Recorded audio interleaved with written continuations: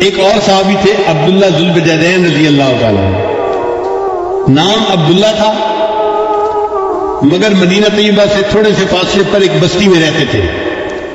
والد فوت ہو گئے تھے تو چچا ان کی کفالت کرتے تھے، اور چچا نے ان کو بڑے محبت سے رکھا تھا، کھانا بھی اچھا دیتا تھا اور بہترین لباس دیتا۔ عبداللہ شکل کا بھی بہت خوبصورت تھا، پھر اس کے اوپر جب قیمتی اور خوبصورت لباس پہنتا تو اس کی جوانی کو دیکھ کے، اس کی پرسنالٹی کو دیکھ کے لوگ حیران ہوتے تھے۔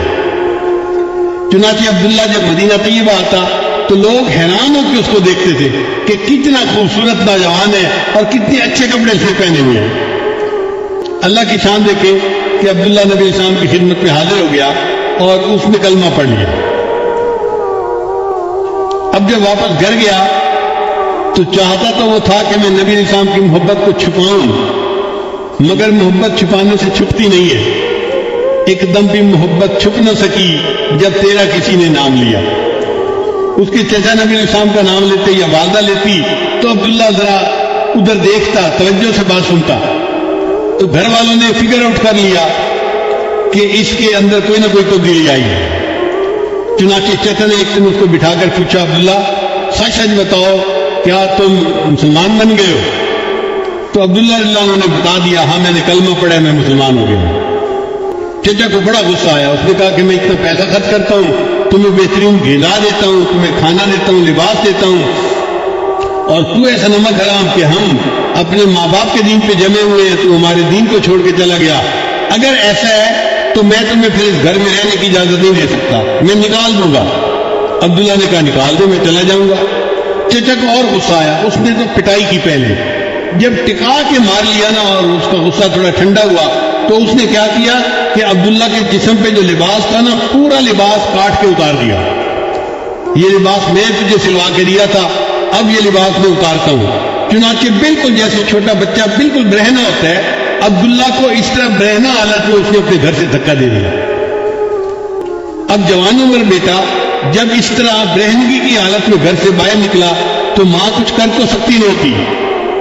اس نے کیا کیا کہ ایک چادر تھی جو اپنے سر پہ عورتیں بڑی چادر لیتی ہیں، اس نے وہ چادر گلی میں ڈال دی کہ میرا بیٹا کم از کم میری چادر سے اپنے سطر کو تو چھپا لے گا۔ عبداللہ رضی اللہ عنہ نے اس چادر کے 2 ٹکڑے کر دیے، ایک ٹکڑا تہبند کی طرح باندھ لیا اور دوسرا ٹکڑا جیسے سردیوں میں گرم چادر لپیٹتے ہیں اپنے اوپر لپیٹ لیا۔ پھر عبداللہ سوچنے لگا میں کہاں جاؤں؟ تو دل نے کہا کہ جن کی خاطر یہ سب کچھ میرے ساتھ پیش آیا ہے اب مجھے انہی کے پاس جانا ہے۔ چنانچہ عبداللہ رضی اللہ تعالیٰ عنہ مدینہ طیبہ آئے۔ فجر کے بعد کا وقت ہے، نبی علیہ السلام مسجد میں تشریف فرما ہے اور صحابہ سے گفتگو فرما رہے ہیں۔ اللہ کے حبیب صلی اللہ علیہ وسلم نے دور سے عبداللہ کو آتے ہوئے دیکھا تو محبوب صلی اللہ علیہ وسلم نے پہچان لیا، یہ وہی نوجوان تھا جو اتنے خوبصورت لباس پہنتا تھا، لوگ اس کی طرف آنکھ اٹھا کے دیکھتے تھے، آج 2 چادروں میں لپٹا ہوا آ رہا ہے، دونوں جہاں کسی کی محبت میں ہار کے وہ آ رہا ہے کوئی شب غم گزار کے۔ جب عبداللہ آئے تو نبی علیہ السلام نے پوچھا عبداللہ کیا معاملہ پیش آیا؟ انہوں نے بتایا کہ مجھے اتنی پٹائی ہوئی، اپنے زخم کو نشان دکھائے اور میرے تو کپڑے بھی اتار لیے گئے، اور یہ والدہ کی چادر ہے جس میں کہ میں اپنے جسم لپیٹ کے آپ کے پاس حاضر ہو گیا ہوں۔ تو نبی علیہ السلام نے فرمایا اچھا عبداللہ، یہ جو اصحاب صفہ ہے نا مسجد میں جو مہاجرین ہیں جو دین سیکھنے والے ہیں، تم بھی ان کے ساتھ وقت گزارو۔ چنانچہ عبداللہ رضی اللہ عنہ نے اصحاب صفہ کے ساتھ بیٹھنا اٹھنا شروع کر دیا۔ اب چونکہ بڑی قربانی دے کے آئے تھے نا تو ان کے اندر اللہ کی محبت کا جذبہ تھا۔ حدیث میں آتا ہے یہ کبھی کبھی مسجد نبی کے گیٹ پہ نا زور سے اللہ اللہ اللہ یہ الفاظ کہتے تھے۔ حضرت عمر عنہ کی طبیعت میں نظم و نسق بہت زیادہ تھا۔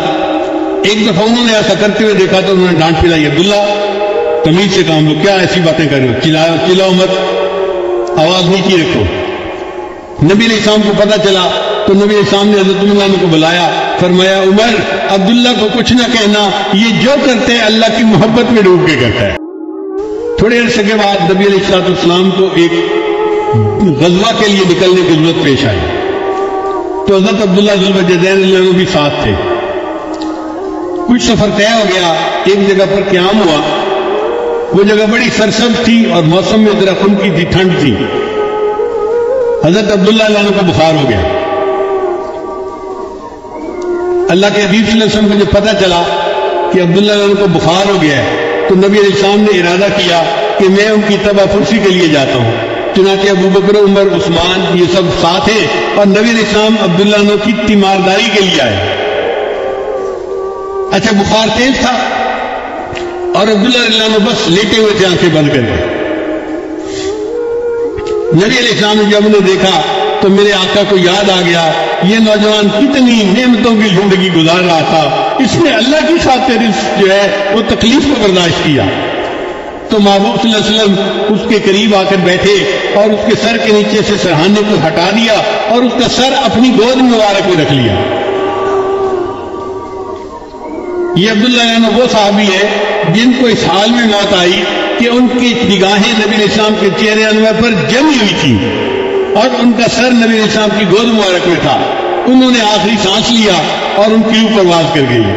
آقا تیری معراج کہ تو لوح و قلم تک پہنچا، تیری معراج کہ تو لوح و قلم تک پہنچا اور میری معراج کہ میں تیرے قدم تک پہنچا. یہ عبداللہ عنہ وہ صحابی تھے کہ جن کو نبی علیہ السلام کی مبارک گود کے اندر موت آئی.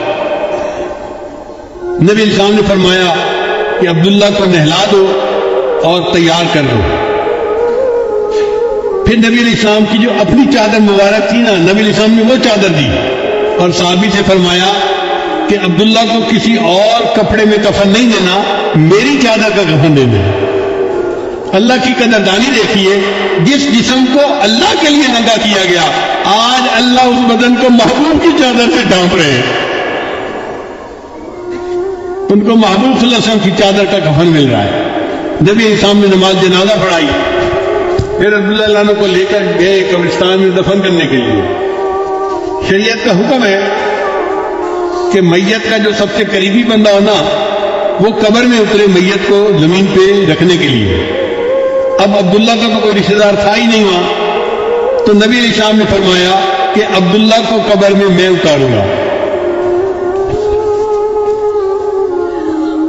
چنانچہ حدیث پاک میں آتا ہے کہ نبی علیہ السلام عبداللہ عنہ کی قبر میں نیچے اترے اور آپ نے اپنے دونوں مبارک ہاتھوں میں ان کی میت کو لیا اور اپنی امانت کو زمین پہ سپرد کر دیا. پھر ان کی میت کو زمین پر رکھتے ہوئے نبی علیہ السلام نے ایک بات کہی. اس بات کو سن کے تو عمر عنہ وجد میں آ گئے. کیا بات کہی؟ نبی علیہ السلام نے یہ بات کہی، اے اللہ میں عبداللہ سے راضی ہوں، تو بھی عبداللہ سے راضی ہو جانا. حضرت عمر عنہ یہ واقعہ سنایا کرتے تھے اور تمنا کیا کرتے تھے کاش عبداللہ کی جگہ عمر الخطاب کی لاش ہوتی اور محبوب یہ فرماتے اے اللہ میں اس سے راضی ہوں، تو بھی اس سے راضی ہو جانا. اللہ کی قدردانی کی انتہا دیکھیے. اللہ کرے کہ ہمیں اللہ تعالیٰ اپنی ایسی محبت عطا فرمائے